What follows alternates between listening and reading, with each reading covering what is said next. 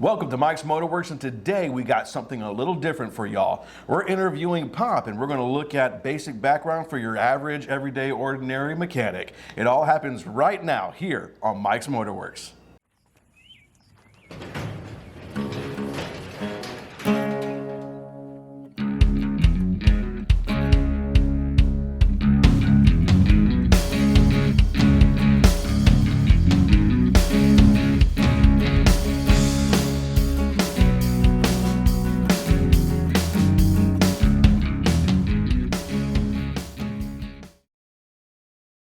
Again, we got Pop here, and I call him Pop on TV. It's one of those things. And so basically what we're going to be looking at here is we'll be looking at a couple different things. One, how we got started and as being a basic automotive enthusiast, and that really comes down to using wrenches and turning wrenches and using your hands.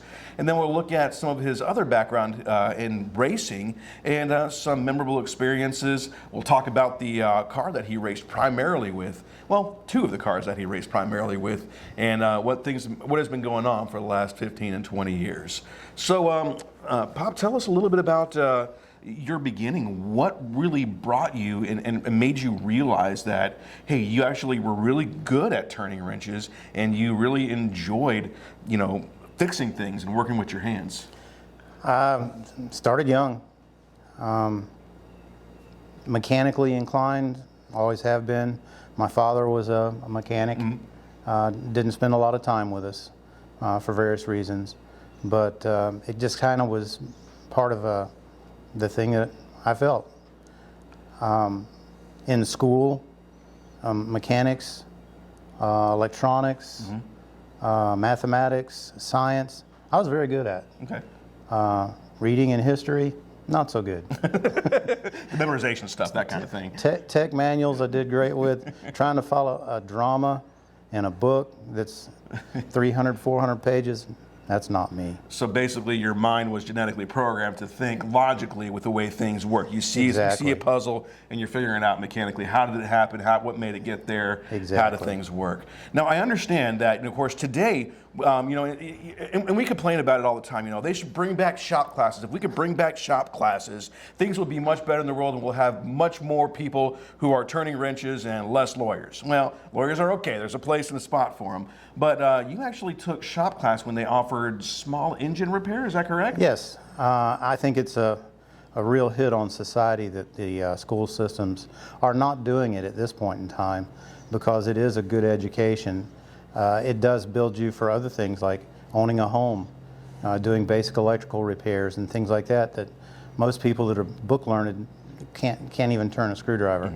But yeah, when I was in school we had both woodworking and mechanics, and I took both because I really loved doing the physical labor. I've been working since I was 12 years old, so I started out doing lawn maintenance and throwing papers for the Bradenton Herald and a variety of different things, but I've always worked my entire life. And mechanics, if you're not working at it, it's also a very good hobby. I got you. So, and in all fairness, because I am a teacher and as my regular day job, they're offering in public schools, at least in the state of Florida, career tech education opportunities. And depending on the school and location you're at, there's a lot of fantastic opportunities that are out there inside of our high schools. But, that kind of hands-on stuff that you saw back then, it's tough to get that now, even unless you go to tech school or you study that directly inside of a separate institute, really. Yeah, and the nice thing about these classes, we actually built engines. The little Briggs & Stratton motors. Oh yeah. We tore them apart, put them back together, made them run. We actually had table saws. We had various things, and you got to be careful around a table saw. It'll take hands and arms off in a hurry. But the teachers were very good at what they did, and it was very exciting to be able to work with these high-powered tools. Oh yeah, oh yeah. So small engine repair. So did you by chance let that passion that you had in the shop class transfer to a paid job somewhere along the line? Yeah, later in school, like I said, I've been working my entire life. In ninth grade, I worked for Cochran's Lawnmower Service, doing engine repair. I was young at it, so I learned a lot more than I actually did the work. But basically, everything from sharpening blades to doing tune-ups and things like that are things that we did. And Cochran's was a pretty big shop. and it was always busy and always working. All right, and this was obviously in the 60s and what have you. No, not that far Early back. 70s. Late 60s, early 70s. Late 60s, early 70s, all righty. You know, and it's funny, we know, because the simple concepts that apply in the simple Briggs and Stratton or Kohler motors apply directly into our big engines that we build today. Simple concepts. I'm sure that's probably where you learned about the basics of fuel, fire, air, and of course ignition. Compression. Compression and ignition. There you go. They all work the same. How you make them work with various things like the cams, pistons, rods, stroke, bore, that's where the difference takes place. But all gasoline operated motors do exactly the same thing. Right, exactly. Unless you're dealing with rotary, and that's a whole different topic for another day. Yeah, that's All right, so after working in small engine repair, of course, I think you did some painting, and we'll talk about buying the Barracuda here shortly. You eventually found yourself in the Army and doing some electric repair and got pretty good at it. So tell us, what is the direct correlation between the stuff that you learned while in the Army and how that applies in the mechanical world? I'm going to carry you back to high school. Okay. And then into the point in time when I joined the military, the Army in particular. My stepfather was a painting contractor, and it was a big one. He had 27 people working for him. And I always wanted to work. I've always been working. So I went to work for him and went to school. The school class program I had was a half a day, and my work was a half a day, and I was graded on both of them. And it was good, hard labor, out in the outdoors most of the time. And we did well, and that was up to, you know, from about 70 to about 74, I think it was when the economy crashed at that point in time. But with me working, I was able to put away money. At 17, I bought the Barracuda. Actually, I paid for the Barracuda. I wasn't old enough to buy it and finance it, but my stepfather financed it for me. And I've had it ever since. The economy took a hit, as happens in America. We're going to go through it again, I'm sure, several times. Or it's all right, it's a wave. Up and down, up and down. It's like weather. Yeah. So I got out of the painting business. I worked at various things like J.C. Penney's. I worked in their shop for a while. It just got to a point where I said, I got to figure out something that I want to do. And I've always, like I said, been very good with mechanics, electronics, mathematics. And so I went to the Army and took their test. And they asked me, what do you want to do? I maxed out their test. And I could go to any school I wanted to go to. And I said I wanted the longest, hardest electronics program that you offer. And it was the hardest, longest. It was 13 months, 6 hours a day, 5 days a week, all in electronics. It's more hours in the actual school than you get with a bachelor's degree. Right. But they don't give you a degree. You get a certificate Right. saying you're an electronic warfare intercept systems repairman.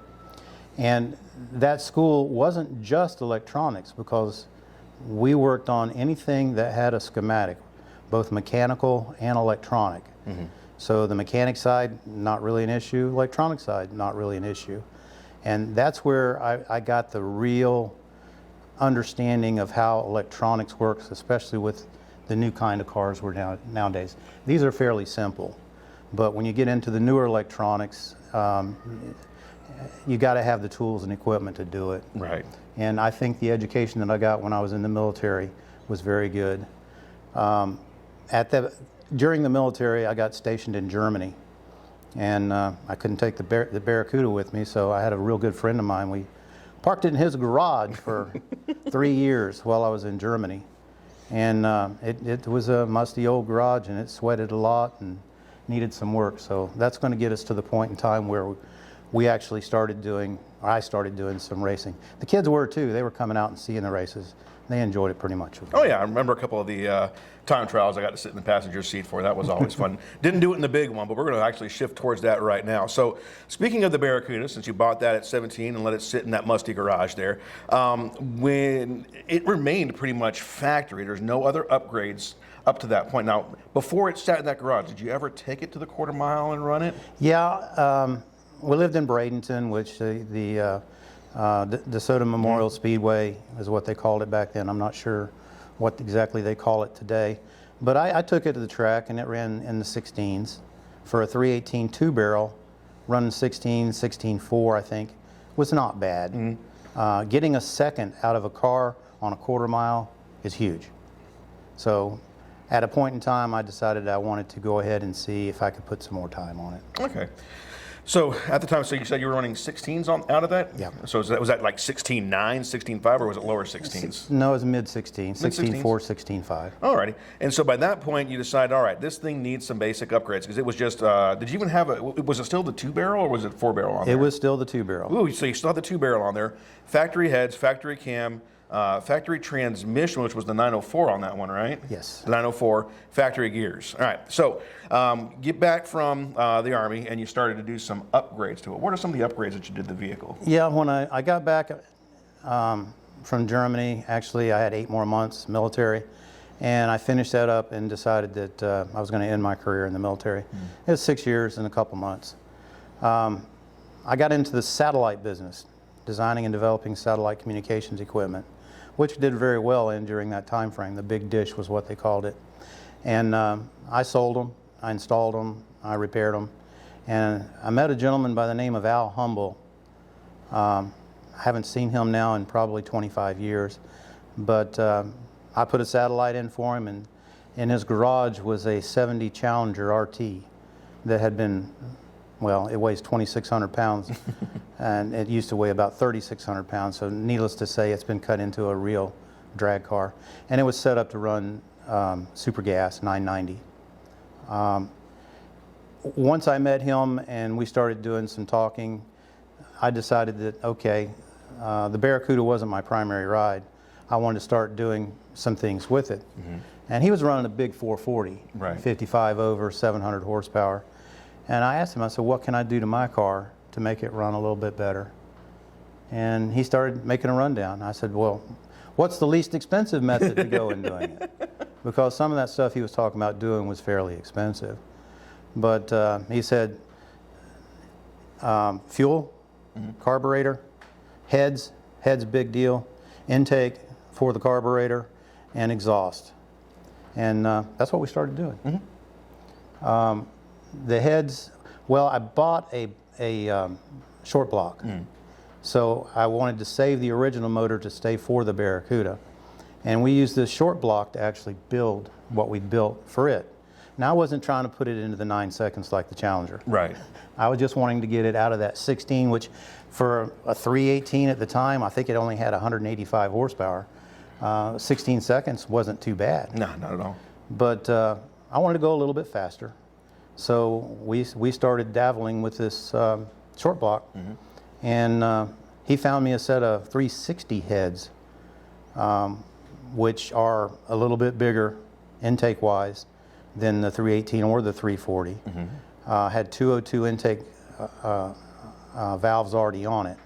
So it didn't need a lot of work done, but there was a lot of massaging that got done to it on the intakes themselves.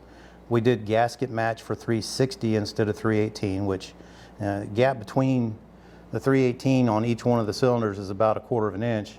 The gap between the 360 heads are like less than 1/8 of an inch. Okay. So there was a lot of cutting that was done.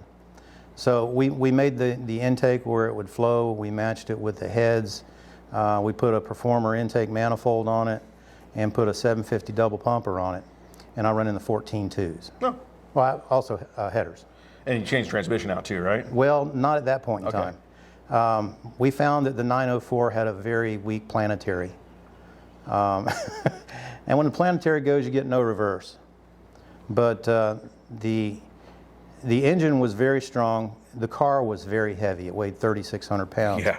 I ended up chaining the motor down in the front because every time I'd put a new engine mount on it, it'd bust the mount, break it totally apart. So I finally said, I'm just going to leave the mount the way it is, and I chained it Yeah, the poor man's engine to the mount. A-frame. The poor man's engine mount. Well, it held it down, but then it started breaking the transmission. So we went to the 727 transmission instead of the 904. It's for the baby 8 is what the 904 is anyway. It's a good transmission as long as you're not hitting as hard as we were. But I'm thinking we were probably putting out in the neighborhood of 275 to 300 horsepower. And the transmission just couldn't hold up to it. Right. Now, fast forward, we know that Pop gave me the Barracuda on my 18th birthday, and the short block received all the thrashing and the running, and the original block sat basically in storage. And that's what we built the 392 out of. So the 392 is the same block that came out of the Barracuda, but that received those 360 heads. It received the Performer intake for a moment. Yeah. And then it received that 4-inch stroke and the bore and all that kind of good stuff, which makes the motor it is today.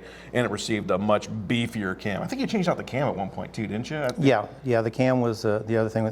We went with what they called a purple cam for a 318, which is about a 417 or 427 lift. I don't remember exactly. 465. It was right on there. Yeah. Comp cams H or hydraulic, whatever it is now. So yeah, there you go.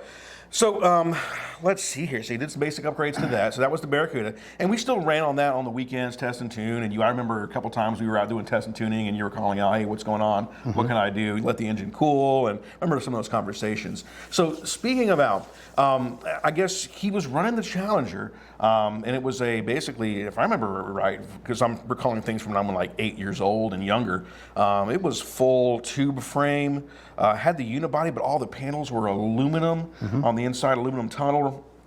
And then even the back was just, where the rear seat went, it was just a straight cut with a 4-link rear end in the back. And you said it had a Mustang 2 front end. I wouldn't have known that at the time. No, it had a Pinto. A Pinto, okay, Ford Pinto. Because it was the lightest one out there, but yet had the power to hold up to the weight of that 440 motor. Right. It's kind of a strange thing.